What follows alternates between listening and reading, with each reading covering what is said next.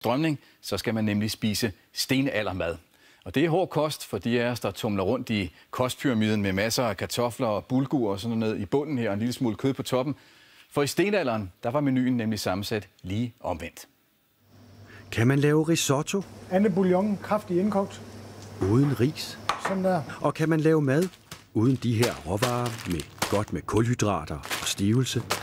Nogle af dem, som rigtig mange sikkert har spist i løbet af i dag. Pasta er jo efterhånden blevet danskernes, det vil blive vores nationalret. Kan man virkelig leve uden dem? Kartoflerne, det er jo det, Danmark faktisk mere eller mindre er bygget af. Spørger man en kok med en Michelin-stjerne på brystet, så er svaret. Jamen for mig er der kun én ting at gøre.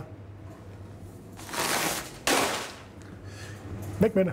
Så fisk er sindssygt vigtigt. Thomas Rode er en af flere, der nu siger nej til kulhydraterne. Vores krop er ikke designet til at omsætte det til noget fornuftigt. Og altså nej til den klassiske kostpyramide. Protein og fedt er helt ekstremt vigtigt. Det er det vigtigste byggesten overhovedet. Vi skal i stedet gå efter nogle andre ting. Vores forfædre spiste jo mellem 120 og 150 forskellige slags grøntsager, urter, svampe og andre gode ting og sager om ugen.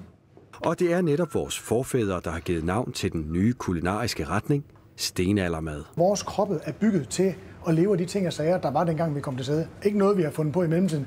Jeg kan sagtens se, at det smager dejligt, det er praktisk, det er nemt, men det er bare ikke godt for os. Og går vi på den kost, så kan kokken næsten komme til at lyde lidt hennafarvet og vandfødselagtig. Det er ikke en kur, man lige kan tage på sådan lige et par måneder. Det kan man jo selv vælge, men jeg synes, det er dumt. Det er måske mere en måde at anskue livet på.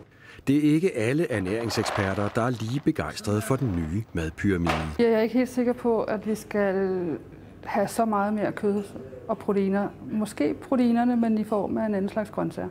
For stenaldermad, siger hun, var også hård kost. Det kan godt være, at det, man kalder stenalderkosten, var godt for dem, som skulle overleve, reproducere sig, og så kunne de øvrigt lægge sig til at dø. Men det er ikke godt, hvis man vil blive 90. Det kan jeg simpelthen. Tilbage står så bare spørgsmålet, kan man faktisk lave en risotto uden det kulhydratrige ris? Snyde risotto her lavet af selleri. Det er den bedste risotto uden ris, jeg har lavet nogensinde. Jo, det kan man. For dem, der bliver lækkersultne, kan jeg sige, at Thomas Rode snart åbner en restaurant, hvor der kun vil blive serveret stenaldermad.